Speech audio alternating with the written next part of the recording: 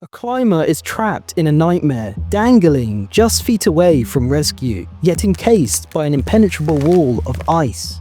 His rescuers are agonizingly close but remain held back by harsh conditions. The situation is dire. Tony Kurz, a 23-year-old Bavarian, is stranded 3,000 feet up the north face of the Eiger mountain. He faces extreme weather, relentless rockfalls and avalanches. Temperatures are so frigid that ice thawed by his body heat refreezes almost instantly, forming 8-inch long icicles on his crampons. His entire left arm is frozen stiff, and Kurz is barely conscious, clinging to life. His strength is rapidly waning. Time is running out. The day before, rescuers made a desperate attempt to save him but were forced to retreat due to the perilous conditions. Kurz has had to endure a freezing night alone, battling the elements.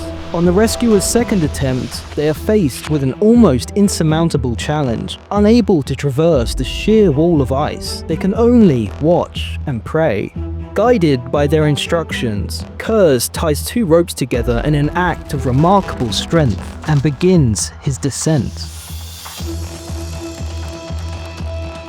His rescuers can see him now, so close that one can touch the bottom of his crampons with an ice axe by standing on another's shoulders. Hope surges as rescue seems imminent. But just as Kurz's nightmare is about to end, something goes terribly wrong. The unimaginable happens. What unfolds next will be remembered as one of the most tragic events in mountaineering history.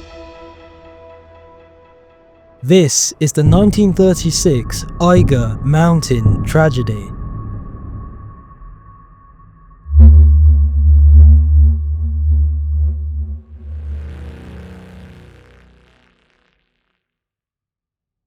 Our story starts here, in Switzerland's Bernese Alps. There is an area in the valleys of the Bernese Oberland, just 75 kilometers from Switzerland's capital city of Bern. Past the Great Lakes of the Thunersee and Brinzersee and the port town of Interlaken.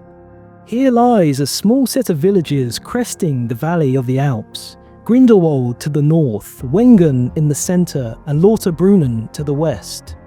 And a small mountain pass that runs between them by the name of Klein Scheidegg. Towering above stands the Eiger. It looms ominously over the region, standing at 13,000 feet. It sits alongside its sister mountains, the Monk and the Jungfrau. Translated, the Maiden, the Monk, and the Ogre. All 3 mountains together form a range that is one of the most memorable in Switzerland's vast landscape. The Eiger is smaller than its sister mountains from base to elevation. But the Eiger is a different beast entirely due to possessing a dark feature, its monolithic north face. Unlike the sloping peaks of its sister mountains, this face is nothing more than a steer sheep wall that rises 5,900 feet straight from the earth. While the east and west flanks of the Eiger have been climbed successfully, the north face stands unconquered. Many climbers have come here attempting to be the first to defeat it, but all have failed. The wall has gained a notorious status. A status that would come to give it the nickname Mordwand or Murder Wall for the many lives of climbers it would come to claim. Of those lives are the lives of our 4 climbers in our story. It is likely that they may have stayed here at the Bellevue des Alpes, a popular spot for tourists and prospecting climbers.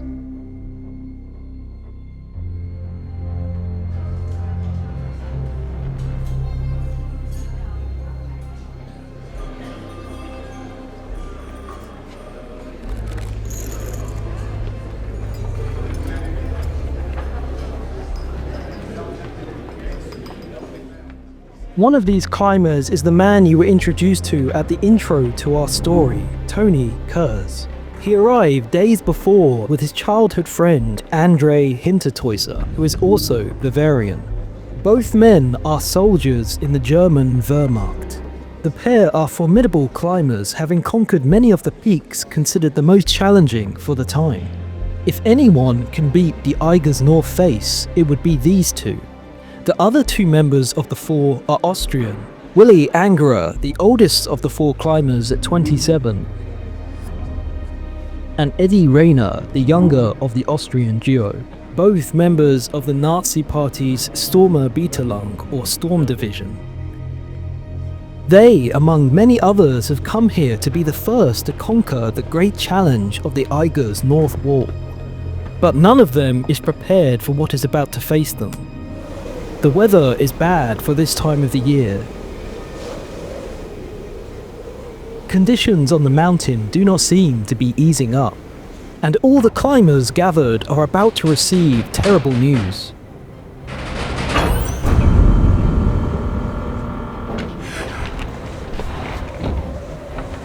A climber named Teufel has already succumbed to the mountain on a training climb, dying in a fall. Apprehension and fear spreads amongst the climbers gathered. The feat seems suicidal. The rest of the climbers decide to abandon their attempts. They all leave. Our four adventurers are all that remain.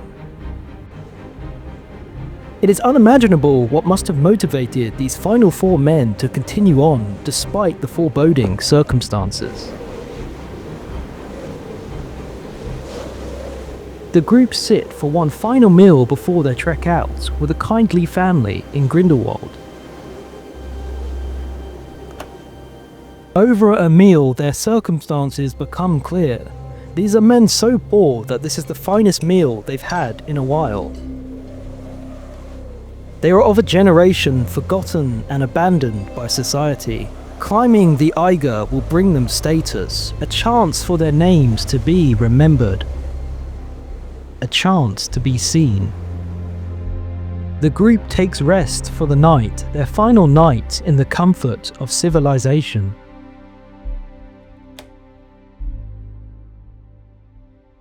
The four awaken with joy. The weather has improved. It seems fortune is shining down on them, but none of them could conceive of how terrible their fortunes were about to turn. They set out for the Eiger. Meanwhile, somewhere in that quaint valley, a telephone is ringing. On the end of that telephone is Colonel R. Conrad, Andre and Tony's commanding officer. With news of their climb, he is calling in with orders to call off their expedition.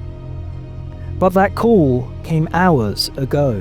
If only the two men had waited mere hours, they might have been there to receive that very phone call. None of them would have had to endure what is about to come next.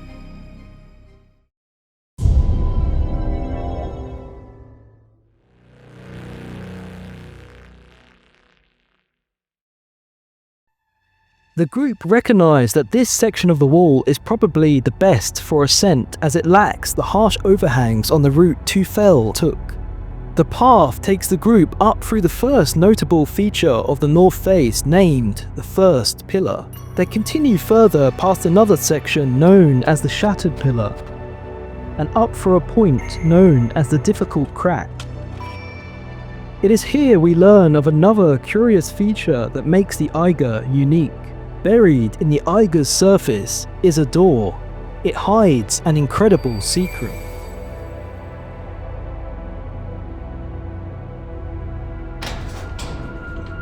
Running through the Eiger is a railway station. The railway begins just north of Kleinscheidegg at the Eiger Gletscher Railway. The railway passes through the Eiger to the Monk and the Jungfrau. It reaches its final destination at the Jungfraujoch station. The station runs through the saddle connecting the Monk to the Jungfrau. Positioned at the crest of the saddle is the Sphinx Observatory, which the Jungfraujoch station exits onto. The railway, invented as a tourist attraction, remains the highest railway in Europe. The Eiger 1 station is closest to the Eiger's north face. It has two access points for one climbing. The first is the Stolen Lock doorway, which enters into an access tunnel used during the railway's construction to ferry resources. The other access point is via several gallery windows. The role of these windows and the railway are to play an important part later in this story. Returning to our group, the group now sit below an impassable feature, the Rote Flur, or Red Curse, an almost completely perpendicular slab of flat rock. They could attempt the shelves to the right, but these are acute slabs with little foothold, impossibly difficult and extremely dangerous. Their safest option is to the left, but while the section across from them is eminently climbable, the space in between consists of a steep wall with no climbable surface. It is here that Andre Hintertoyser employs an incredibly daring technique. Hintertoyser sets a belay below him on a section just before the traverse. A belay is a technique used to control tension on a climbing rope. The belayer, by reducing or increasing tension on the rope, can ensure the lead climber will only fall a minimal distance if they are flung from the rock face.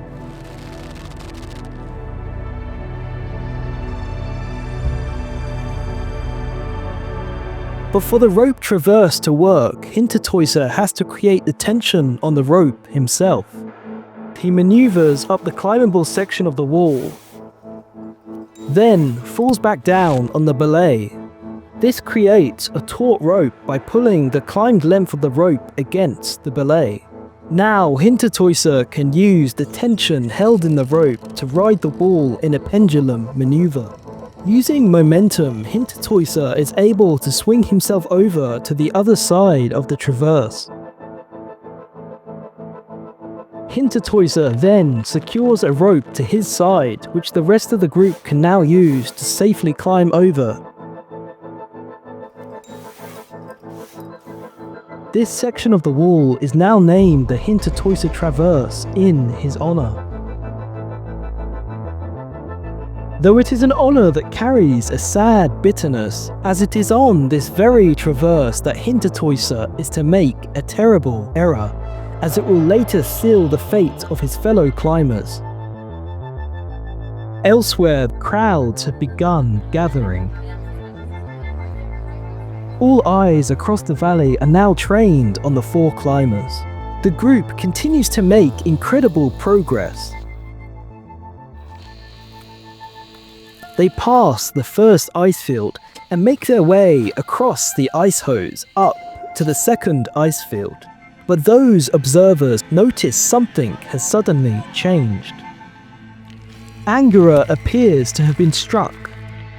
They need a chance to assess Angara's injuries.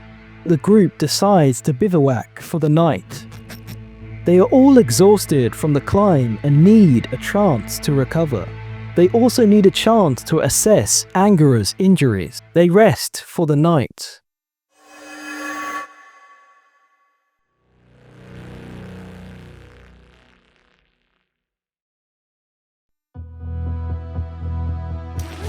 The group emerges, but something is wrong. It appears Angara is far more injured than initially thought. But the climbers remain determined. For each successful push, they wait patiently for Rainer and Angara to catch up with them.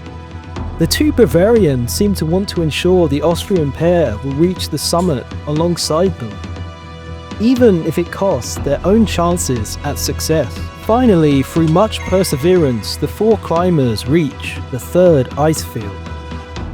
But night falls again. The group make camp again. They must have been hopeful and optimistic that night. Tomorrow should be the day they triumph over the Eiger. But this victory was not to be, as they were to discover the next day.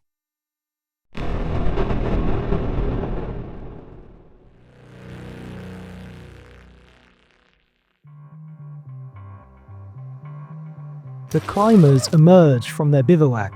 Only a third of the mountain remains. They need only climb this steep slope, and from there they will arrive at an area known as the Brittle Ledges. From there they need to traverse a section known as the Traverse of Gods, and finally shuttle up another slope known as the Exit Chimney. Only these 3 major obstacles are between them and their summit. They are soon to be heroes enshrined in history. But the Eiger is not to be conquered so easily. Elsewhere, those crowds notice a startling change.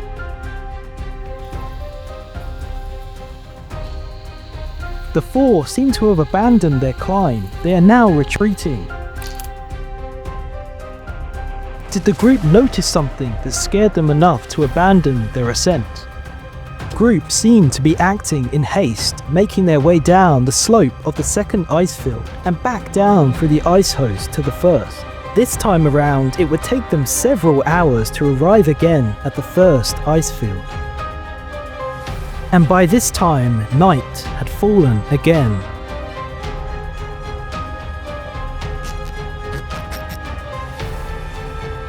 They probably rested with peace in the belief that they only needed to retrace their steps, and soon they would be off the mountain and in safety. Perhaps there was even talk of repeating their expedition again soon when Angora had a chance to recover.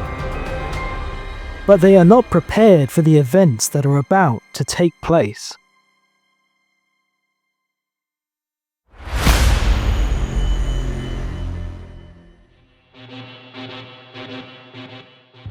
The group awakens again, a day that will be enshrined in tragedy. But despite the doom awaiting them, the 4 were likely in good spirits. But their spirits were dashed when Hintertoisa's previous fatal error suddenly comes to light. Because when Hintertoisa crossed the traverse before, he had removed the rope he fixed to this side of the cliff face. At first, this probably did not seem trouble to the group. Hintertoisa could surely repeat the maneuver in reverse. But Hintertoisa makes a tragic discovery. There is nowhere on the cliff face to secure the belay. Had the fixed rope remained, it would have been supported by the belay on the other side, which would have completely avoided such an issue. The 4 are now trapped on the first ice field, but the worst is yet to come. Across the valley, onlookers begin to notice something is awry. The wind is picking up, the weather is building, rocks shuttling down the face's steep wall. An avalanche is building. Now the crowd can see the group in frantic pursuit of some way, any way to get back across the traverse. This event went on for hours, with Hintertoisa scouring every inch of the rock face. With no luck, the group begins to panic. But Hintertoisa hasn't given up hope yet. Hintertoisa realizes all his group needs to do is abseil down. They can find safety in the railway station.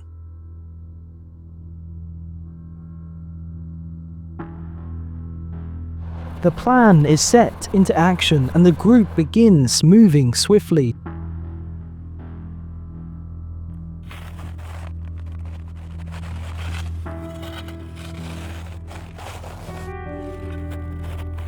It was then that the group suddenly heard something that startled them.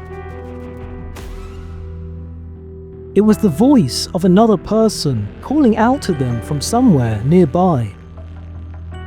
That voice was coming from one Albert von Almen, the station agent assigned that day to Eiger station. Albert had known of the group's expedition and was now shouting toward them from out the windows atop the cliff face. As taken aback as the group must have been, Almen's voice was a welcomed one. It must have made the 4 feel like safety was right at hand. Almen shouts to inquire if the group is okay. They shout back. Almen eases up. He places his kettle on the stove, preparing a drink for the boys' inevitable arrival.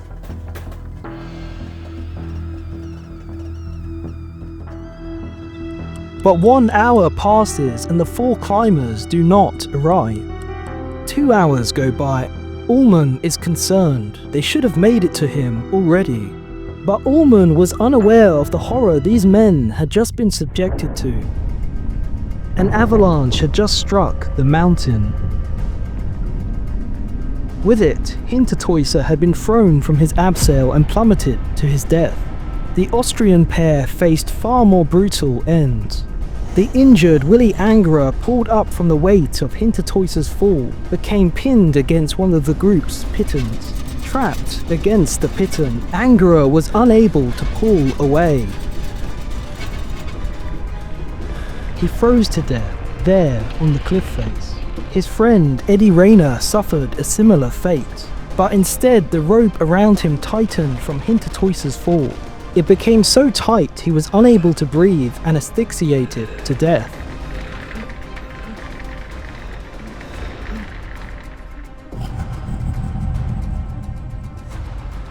Tony Kurz, through some morbid twist of fate, yet survives.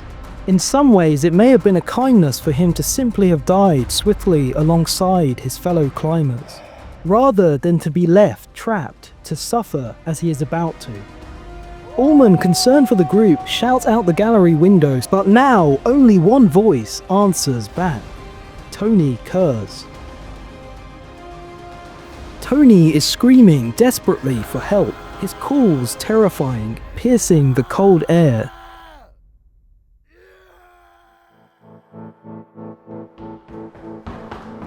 Ullman leaps to the phone and calls down to Eiger Gletscher Station. They answer the call, but nobody can help. Boren, the chief guide of Grindelwald, has sent out a call to the Guides Commission in Bern.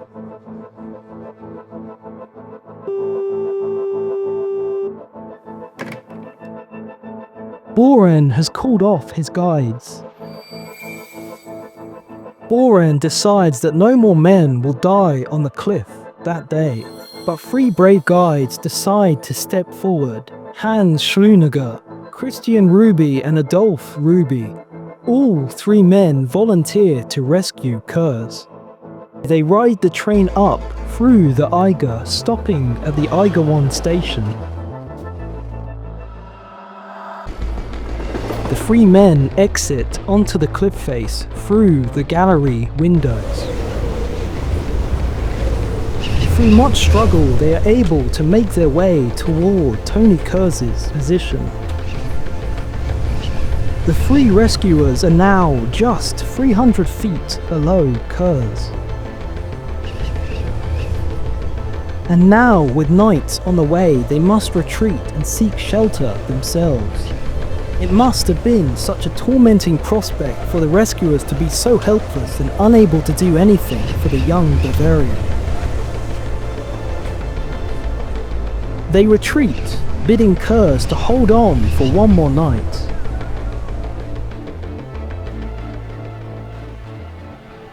Kurz screams after them, but they have no options. They're already risking everything. They tell Kurz they will return the following day.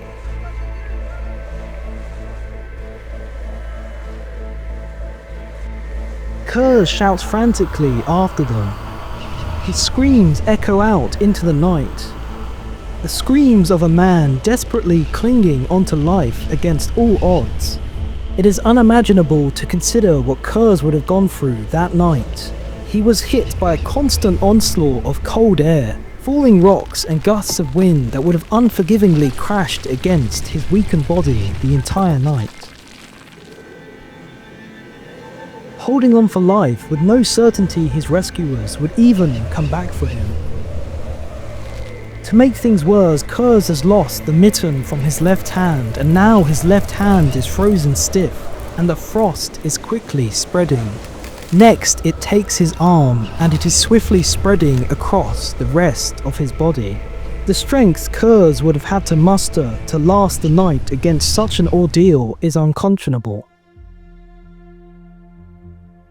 Day 2 of the rescuers' attempt to retrieve Tony Kurz. When they arrive back at Kurz's position, they expect to find nothing more than Kurz's body, but the guides are astonished by what they find instead. Kurz is still alive, his body in terrible condition. When the guides call out for Kurz, incredibly Kurz responds clearly and strongly. Kurz's strength must have emboldened the rescuers. The guides managed to muster all their ability to reach a point now only 130 foot below Kurz. But still, the rescuers are again helpless. There is no way they can climb the ice separating them from Kurz. If they cannot reach Kurz, Kurz must come to them. Kurz needs to climb up to cut down the rope he is attached to and then grab another rope from somewhere to his right. Because to the right of Kurz lies Angara's dead body, frozen solid to the cliff face.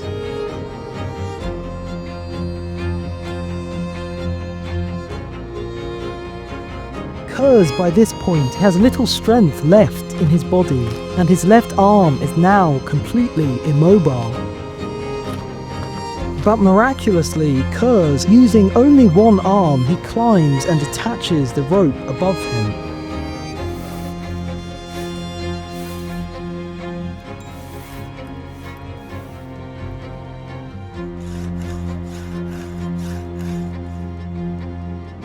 Now Kurz moves to retrieve the second rope.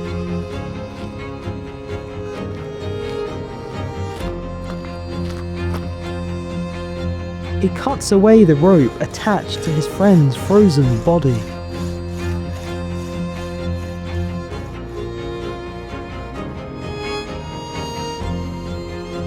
But Kurz's arduous struggle is not done.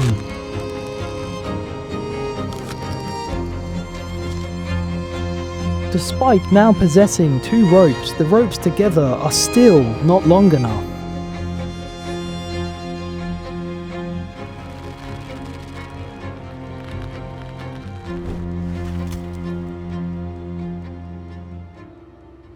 Kurz agonizingly begins the impossible task of unthreading the rope bite by bite.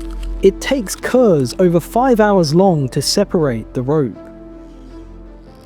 Kurz makes his way down the rock face. He's now only 130 foot from them, 80 foot, 60 foot, 40, 30, 10. The four guides shout after Kurz, encouraging him, praising his strength, and assuring him of his safety. Then, tragically, Kurz realizes something terrible is wrong. The double rope is attached with a snap link that joined his sing to the descending line. As Kurz descended down, the knot that joins the double rope together suddenly jams in the snap link. For hours, Kurz tries everything, but try as he might, Kurz cannot push the knot through the snap link. Kurz keeps trying frantically, but his strength is leaving him. He had to use everything in him. Now with rescue so close by, Kurz has eased up.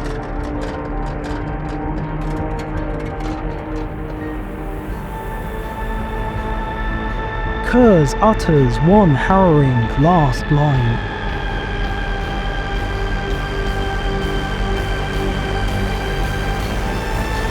With these words, Kurz releases his hand on the rope and now swings on his sung back and forth. Kurz is dead.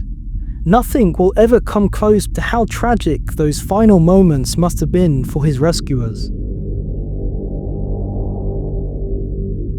To come within feet of rescue, only now to swing before them, in arm's reach, but no longer alive.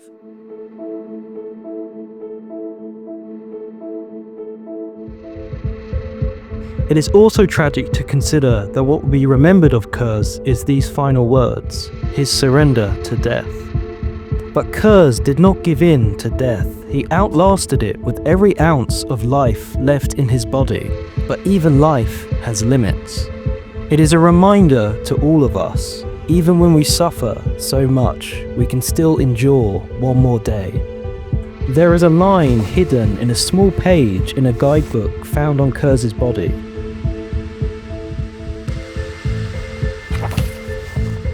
In it is imprinted a poem written by the young Bavarian. A pact he made before every climb, a resounding message of his will.